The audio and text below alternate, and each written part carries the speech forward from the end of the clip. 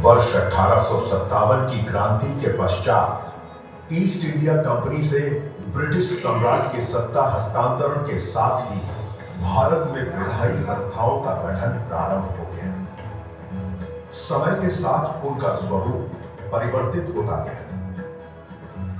वर्ष 1861 के Indian council act के अंतर्गत north western provinces and Awadh हेतु लेजिस्लेटिव काउंसिल का गठन प्रावधानित किया गया, परंतु व्यावहारिक रूप से वर्ष 1887 में लेजिस्लेटिव काउंसिल का गठन किया गया, जिसमें 9 सदस्य नामित किए गए। नामित सदस्यों में 4 भारतीय सदस्य सर सैयद अहमद खान, राजा प्रताप नारायण सिंह, राय बहादुर दुर्गा प्रसाद और पंडित अयोध्यानाथ थे।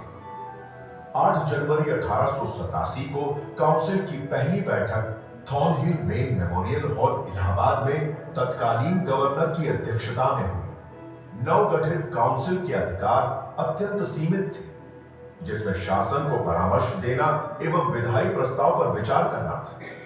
काउंसिल में पहला अधिनियम north western provinces and Awadh general classes act 1887 पारित किया गया। वर्ष 1892 में काउंसिल के अधिकारों में वृद्धि की गई तथा विधायी कार्यों के अतिरिक्त सदस्यों को प्रश्न पूछने का अधिकार भी प्राप्त हुआ। 6 दिसंबर 1893 को उत्तर प्रदेश के विधायी इतिहास में राजा रामपाल सिंह द्वारा पहला प्रश्न पूछा गया। काउंसिल के सदस्यों की संख्या 9 से बढ़ाकर 15 की गई।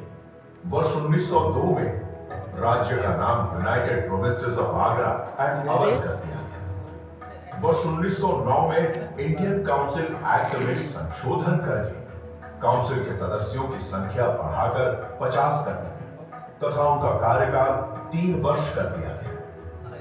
काउंसिल के सदस्यों के लिए अप्रत्यक्ष निर्वाचन का प्रावधान किया गया। उन्हें पूरक प्रश्न पूछने का अधिकार भी प्रदान किया गया। वर्ष 1915 एवं वर्ष 1919 में गवर्नमेंट ऑफ इंडिया एक्ट के अंतर्गत लेजिस्लेटिव काउंसिल के गठन एवं स्वरूप में मूलभूत परिवर्तन आया। काउंसिल के सदस्यों की संख्या बढ़ाकर 123 कर दी गई। अक्टूबर 1920 में पहली बार लगभग 70% सदस्यों का प्रत्यक्ष निर्वाचन विभिन्न निर्वाचक मंडलों द्वारा किए जाने का प्रावधान किया गया। भारतीय सदस्यों के प्रतिनिधित्व को महत्ता प्राप्त होती गई, परंतु अभी भी उनके अधिकार सीमित थे। काउंसिल में गवर्नर जनरल की अध्यक्षता को समाप्त करते हुए काउंसिल को अध्यक्ष एवं उपाध्यक्ष निर्वाचित करने का अधिकार प्रदान किया गया। वर्ष 1922 में प्रदेश का नाम यूनाइटेड प्रोविंसेस कर दिया गया। 8 जनवरी 1924 को विपक्ष के सदस्यों को बैठने की व्यवस्था सरकारी पक्ष के सामने बाईं ओर की गई। गवर्नमेंट ऑफ इंडिया एक्ट 1935 द्वारा उत्तर प्रदेश विधानमंडल के वर्तमान स्वरूप की आधारशिला रखी गई। वर्ष 1937 में United provinces legislative council, legislative assembly एवं लेजिस्लेटिव काउंसिल के रूप में विसदनीय हो गया। लेजिस्लेटिव असेंबली का गठन विभिन्न निर्वाचक मंडलों द्वारा निर्वाचित 228 सदस्यों द्वारा किए जाने की व्यवस्था की गई तथा उसका कार्यकाल 5 वर्ष नियत किया गया।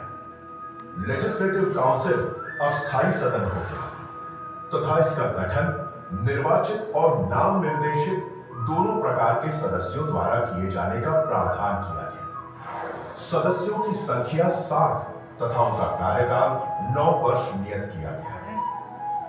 संविधान सभा के लिए जुलाई 1946 में यूनाइटेड प्रोविंसेस से 55 सदस्य निर्वाचित हुए, जिसमें लेजिस्लेटिव असेंबली के प्रथम अध्यक्ष राजश्री पुरुषोत्तम दास टंडन सहित श्री जवाहरलाल नेहरू, डॉक्टर राधाकृष्णन आदि ख्याति लब्ध महानुभाव थे।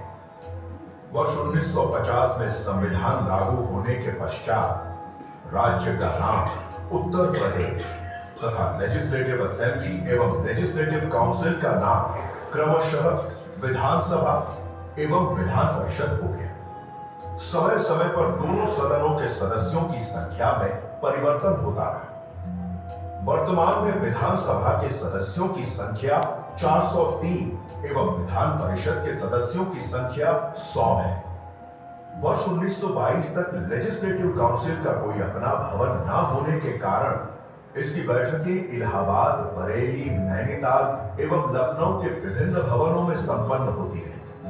तत्कालीन गवर्नर स्पेंसर हार्कोर्ट बटलर द्वारा 15 दिसंबर 1922 को वर्तमान विधान भवन का शिलान्यास किया गया।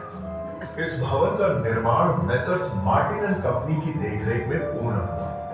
भवन के मुख्य वास्तुकार स्विनॉन जेकब एवं सरदार हीरा सिंह थे। यह भवन यूरोपियन और अवधी शैली का उत्कृष्ट उदाहरण है, जिसका अधिकांश भीतरी भाग संगमरमर का बनाया गया है।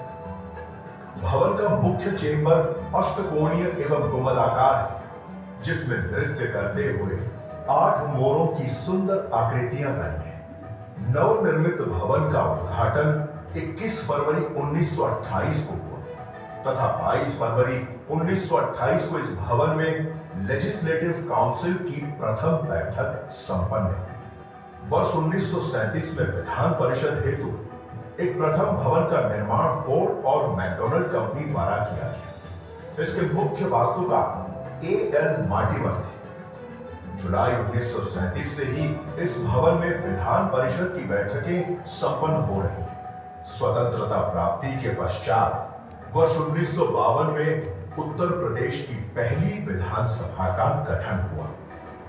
उसके पश्चात अब तक 18 विधानसभाओं का गठन हो चुका है। पहली विधानसभा में पंडित गोविंद वल्लभ पंत नेता सदन के रूप में निर्वाचित हुए। उसके पश्चात क्रमिक रूप से गठित विभिन्न विधानसभाओं में नेता सदन के रूप में निर्वाचित होने वाले महानुभावों की एक लंबी श्रृंखला रही है, जिन्होंने सदन की उच्च परंपराओं को स्थापित किया एवं उनमें से कुछ राजनीतिक मनीषियों ने देश की राजनीति को भी दिशा दी। वर्ष 1963 में देश के संसदीय इतिहास में श्रीमती सुचेता कृपलानी प्रथम महिला नेता सदन के रूप में निर्वाचित हुई। इसके पश्चात वर्ष 1995 में सुश्री मायावती इस पद पर चुनी जाने वाली दूसरी महिला रही है।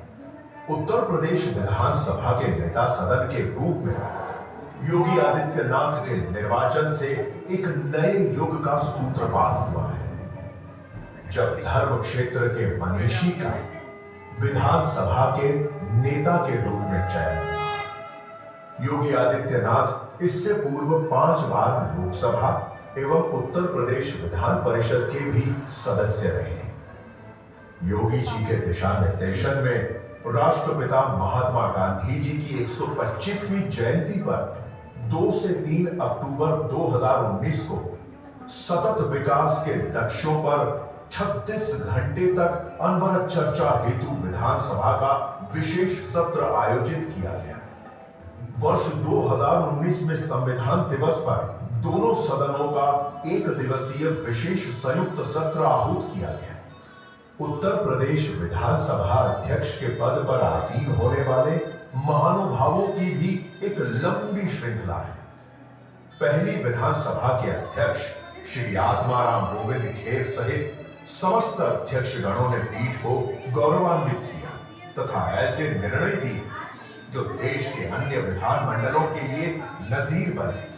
श्री बनारसी दास और श्री श्रीपति मिश्र 2 ऐसे अध्यक्ष रहे जिन्होंने बाद में प्रदेश के नेता सदन के रूप में भी योगदान दिया। विधानसभा के वर्तमान अध्यक्ष श्री सतीश महाना 29 मार्च 2022 को सर्वसम्मति से अध्यक्ष पद पर चुने गए। वर्ष 1991 से लगातार 8वीं बार निर्वाचित श्री महाना विधानसभा के वरिष्ठतम सदस्यों में से एक हैं। विधायिका में उनका अनुभव अनुकरणीय है। उन्हें माननीय योगी आदित्यनाथ सहित प्रदेश के 5 मुख्यमंत्रियों के साथ मंत्री के रूप में कार्य करने का अनुभव प्राप्त है। श्री सतीश महाना ने विधानसभा में नई परंपराओं को आरंभ किया है, जिनमें मुख्य रूप से सदन में माननीय सदस्यों को जन्मदिन की बधाई, उत्कृष्ट विधायकों को पुरस्कृत किया जाना, डॉक्टर्स, इंजीनियर्स, विधि तथा प्रबंध तंत्र की शिक्षा ग्रहण किए हुए माननीय सदस्यों के साथ चर्चा एवं भौगोलिक क्षेत्रवार समूह बनाकर माननीय सदस्यों से संवाद कार्यक्रम आयोजित करने जैसी विशिष्ट व्यवस्थाएं शामिल हैं। माननीय योगी जी से विमर्श के पश्चात श्री महाना द्वारा देश में नई पहल करते हुए माननीय महिला सदस्य हेतु 22 सितंबर 2022 का अधिवेशन आहूत किया गया, जिसमें महिला सदस्यों द्वारा सदन की संपूर्ण कार्यवाही संचालित की गई। श्री महाना जी के मार्गदर्शन में उत्तर प्रदेश विधानसभा की प्रक्रिया तथा कार्य संचालन नियमावली का सरलीकरण कर उसका पुनर्लेखन किया गया है। उक्त नियमावली की विस्तृत व्याख्या भी तैयार की जा रही है, जिसमें पूर्व के दृष्टांत आदि शामिल होंगे। प्रधानमंत्री श्री नरेंद्र मोदी के mission mode project one nation one application की परिकल्पना को साकार करते हुए श्री महाना ने विधानसभा की कार्य प्रणाली को डिजिटल एवं हाईटेक बनाने की दिशा में महत्वपूर्ण कदम उठाए हैं। सभा मंडप को नई तकनीक एवं उपकरणों से सुसज्जित कर ई विधान लागू किया, जिसका उद्घाटन माननीय लोकसभा अध्यक्ष श्री ओम बिरला द्वारा किया गया। 18वीं विधानसभा के प्रथम सत्र से सभा की कार्यवाही डिजिटल एवं पेपरलेस रूप में सफलतापूर्वक संचालित हो रही है। उत्तर प्रदेश विधानमंडल ने समय समय पर ऐसे अनेक महत्वपूर्ण प्रस्ताव एवं अधिनियम पारित किए हैं, जिनसे सामाजिक न्याय एवं आर्थिक विकास संभव हो सका है। यूपी जमींदारी विनाश और भूमि व्यवस्था अधिनियम, उत्तर प्रदेश मलिन बस्ती क्षेत्र अधिनियम, उत्तर प्रदेश राज्य महिला आयोग अधिनियम तथा उत्तर प्रदेश भूमि एवं जल संरक्षण अधिनियम सहित ऐतिहासिक महत्व के अधिनियम शामिल हैं। 17वीं विधानसभा में नेता सदन योगी आदित्यनाथ द्वारा अनेक अप्रचलित एवं अनुपयोगी अधिनियमों को समाप्त किया गया। 8 जनवरी 2013 को तत्कालीन राष्ट्रपति श्री प्रणब मुखर्जी द्वारा विधान भवन पर एक डाक टिकट जारी किया गया। वर्ष 1961, वर्ष 1985 तथा वर्ष 2015 में भारत के विधायी निकायों के पीठासीन अधिकारी एवं सचिवों का सम्मेलन तथा वर्ष 2020 में पहली बार राष्ट्रीय स्तर के राष्ट्रमंडल संसदीय संघ भारत क्षेत्र का 7वां सम्मेलन आयोजित किया गया। आजादी का अमृत महोत्सव वर्ष के अवसर पर 6 जून 2022 को तत्कालीन राष्ट्रपति माननीय रामनाथ कोविंद द्वारा विधानमंडल के दोनों सदनों के संवेद उपवेशन को संबोधित किया गया। उत्तर प्रदेश विधान परिषद के प्रथम भारतीय प्रेसिडेंट डॉक्टर सर सीताराम तथा उनके पश्चात आसीन सभापतियों द्वारा स्थापित गौरवमयी परंपराओं का परिषद के वर्तमान सभापति कुंवर मानवेंद्र सिंह सफलतापूर्वक निर्वहन कर रहे हैं। विधानसभा एवं विधान परिषद के साथ श्री राज्यपाल भी विधानमंडल के अभिन्न अंग हैं। स्वतंत्रता प्राप्ति के पश्चात श्री राज्यपाल के पद पर श्रीमती सरोजिनी नायडू के आसीन होने के पश्चात इस श्रृंखला में वर्तमान में श्री राज्यपाल के पद पर श्रीमती आनंदीबेन पटेल आसीन हैं, जो गुजरात की पहली महिला मुख्यमंत्री तथा मध्य प्रदेश की राज्यपाल भी रह चुकी हैं।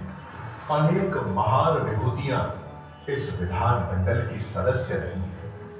संयुक्त राष्ट्र संघ की पहली महिला अध्यक्ष श्रीमती विजय लक्ष्मी पंडित लेजिस्लेटिव असेंबली की सदस्य थी।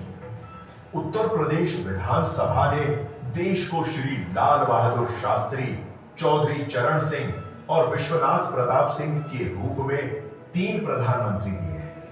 इसके अतिरिक्त राज्य को पंडित जवाहरलाल नेहरू, श्रीमती इंदिरा गांधी, श्री राजीव गांधी, श्री चंद्रशेखर, श्री अटल बिहारी वाजपेयी तथा श्री नरेंद्र मोदी के रूप में 6 प्रधानमंत्री देने का गौरव भी प्राप्त है।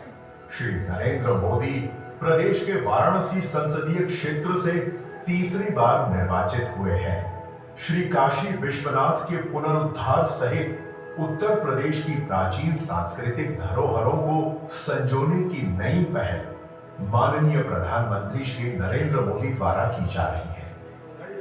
उत्तर प्रदेश विधानसभा की गरिमा को नवीन आयाम प्रदान किए जाने हेतु भविष्य की नई योजनाओं की रूपरेखा तैयार की गई है, जिनमें मुख्य रूप से विभिन्न विधाओं के विशेषज्ञ, शिक्षाविदों एवं कॉर्पोरेट समूह के प्रतिनिधियों के साथ माननीय सदस्यों का समूहवार संवाद, युवा संसद का आयोजन, संसदीय पत्रकारिता विषय गोष्ठी जैसी अनेक योजनाओं पर कार्य किया जा रहा है। इस प्रकार उत्तर प्रदेश विधानसभा आधुनिक तकनीक के माध्यम से लोकतांत्रिक मूल्यों को समाहित करते हुए नए युग के निर्माण की ओर अग्रसर है।